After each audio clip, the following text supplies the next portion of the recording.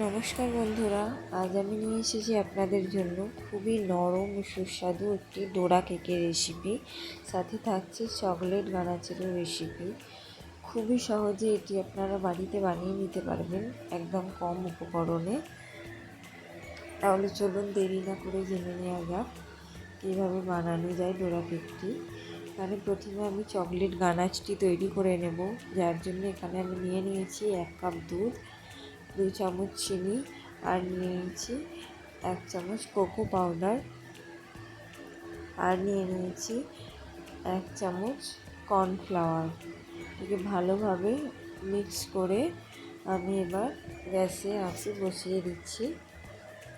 যতক্ষণ না পর্যন্ত এই রকম ভাব আসবে ততক্ষণ কিন্তু অনবরত নেড়ে যেতে হবে, না হলে কিন্তু নিচে লেগে যেতে পারে।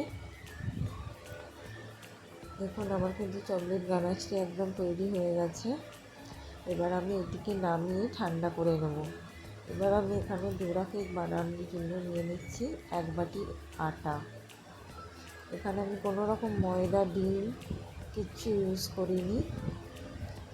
1 বাটি আটা নিলাম, আর নিয়ে নিচ্ছি 1 বাটি চিনি, গুঁড়ো করা চিনি, আর নিয়ে নিচ্ছি 2 চামচ কোকো পাউডার, 1 চামচ বেকিং পাউডার, 1 চামচ বেকিং সোডা। এবার আমি ভালো করে মিক্স করে নেব, আর অল্প অল্প দুধ দিয়ে একটি ব্যাটার তৈরি করে নেব। দুধটা কিন্তু আমি 3 বার করে দিয়েছি। এইভাবে ভালোভাবে মিশিয়ে নিতে হবে, এই যে এইরকম একটি ব্যাটার তৈরি হবে। এবার আমি প্যান বসিয়ে নিচ্ছি, দিয়ে দিচ্ছি অল্প একটু পরিমাণে সাদা তেল। সেটিকে আমি আবার টিস্যুর সাহায্যে মুছে দিলাম। এবারে আমি অল্প একটু ব্যাটার নিয়ে দিয়ে দেব। হালকা আঁচে এটিকে কিন্তু বেক করতে হবে। গোল গোল করে কিন্তু আমি করে নিচ্ছি। চাপা দিয়ে রেখে দেবো 30 থেকে 40 সেকেন্ড, তার মধ্যে কিন্তু হয়ে যাবে। চাপা খুলে একদম